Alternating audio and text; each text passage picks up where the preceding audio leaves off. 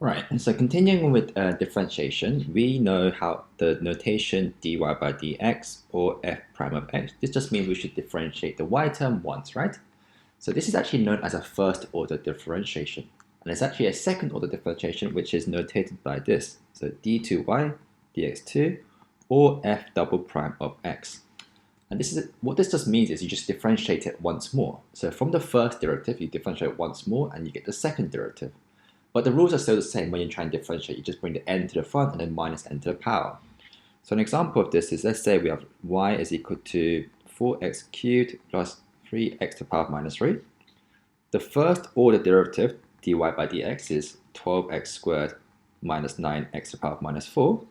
And the second order, i.e. differentiating again, you just use the same rule. So this will now be 24x plus 36x to the power of minus 5.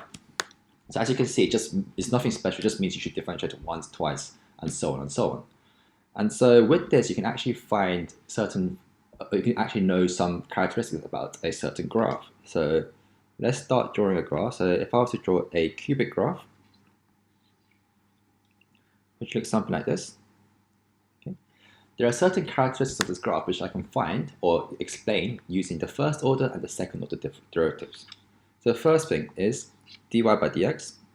If it is bigger than 0, then this is known as an increasing function. Okay? It's increasing because it refers to the gradient. It means the gradient is increasing, or the gradient is a positive value. Therefore, if dy by dx is a negative number, it just means it's a decreasing function. And as you would guess, it just means that the gradient is a negative value. Okay? So if I was to draw on this graph, the dy by dx being positive will be this section here. As you can see, the gradient is increasing, right? And dy by dx being negative would be this section here, because it's going down. And also this section here, like here. So these sections will be when dy by dx is less than 0. And this green section will be when dy by dx is bigger than 0. Okay, so that's the first things you can work out using the first order derivative. Additional points we can actually work out is this point here and here. And as you can see, these are when the gradient is equal to 0, so i.e. when dy by dx is equal to 0. And they have a very specific name. They're actually called the stationary points. Stationary referring to that the gradient being stationary, right? i.e. it is not increasing or decreasing. So dy by dx equal to 0 is when it is a stationary point. Okay, so from here, we can actually, using this, we can actually work out additional stuff. So from the stationary point, if we were to differentiate again, then we get d2y by dx2. Now, if this value is less than 0, it's actually known as a maximum point. If d2y by dx2 is bigger than 0, then it's known as a minimum point. It just means the maximum and minimum stationary points. So in these two stationary points, this one here would be the maximum stationary point because it's the highest one up. And this one would be the minimum one because it's the lowest one. And we work it out by looking at the second derivative and seeing whether it is, in this case for minimum, it's going to be bigger than 0. And for maximum, the second derivative is going to be less than 0. Okay, so that's how you know which one's going to be a minimum and which one's going to be a maximum. There's also one more case when d2y by dx2 is equal to 0. And this is known as the point of inflection. And it's a point where the graph goes from a concave to a convex shape. This is not needed for this particular book, but it's going to be needed in the pure book number 2. So maybe go to the pure book number 2 differentiation chapters, and there'll be a video there referring all about the point of inflection. Right, so these are just the key things you need to know about graphs, or like even any function, right? Anything that's changing function, we can work out maximum minimums, we can work out when it's increasing, when it's decreasing, and when it's actually stationary, using the first order and the second order derivatives. So let's look at an example. Let's say we have a graph or a function which is y is x cubed minus x squared minus x plus 1. Okay? So I'm asked to plot this graph. In a previous chapter, we looked at plotting cubic graphs, right? So we looked at how to find the roots, and we looked at where it crosses the y-axis and the general shape. But now we can add more points in, like we can find the maximum minimum points, and we can find where just the increasing and decreasing parts. So I'm going to use a factor theorem to find a linear factor. So let's go f of minus 1. We get minus 1 cubed minus minus 1 squared minus minus 1 plus 1.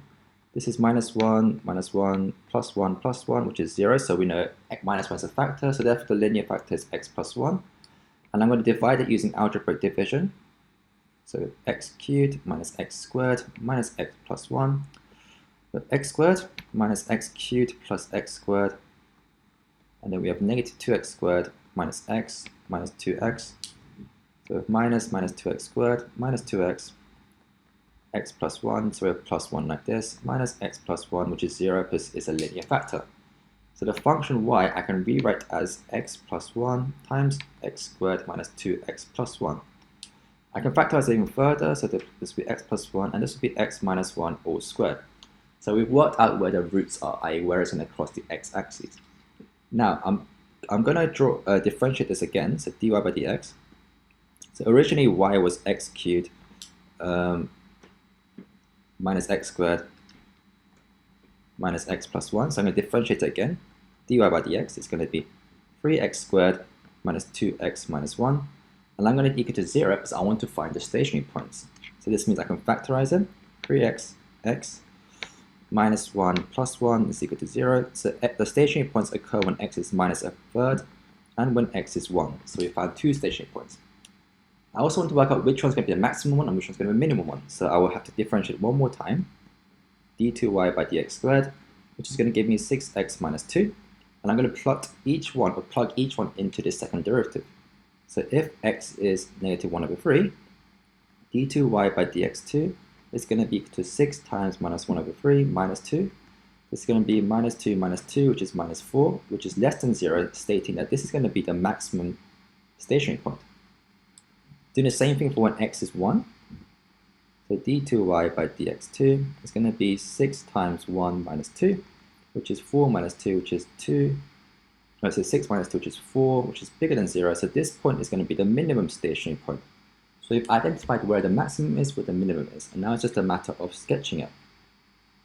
Right, so it's a cubic graph, and we know it's going to cross at the points minus 1 and 1. And this is a repeated factor, right? So it's going to touch it at comma 1.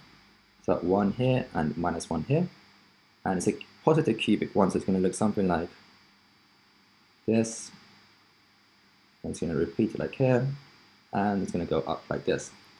And as you can see, these are stationary points because there's a gradient of 0. So this point here was this negative 1 over 3, which we found earlier. And we know that this is a max. We can see it's a maximum, but we showed it's a maximum using the second derivative earlier. And we showed that this is the minimum point using the second derivative as well. So this is very useful in graphs, because you can sketch graphs in a bit more detail, and you can identify where the stationary points are. And as I said, this also works in other functions when we're dealing with like increasing modeling, which we'll look at in a later video in this series.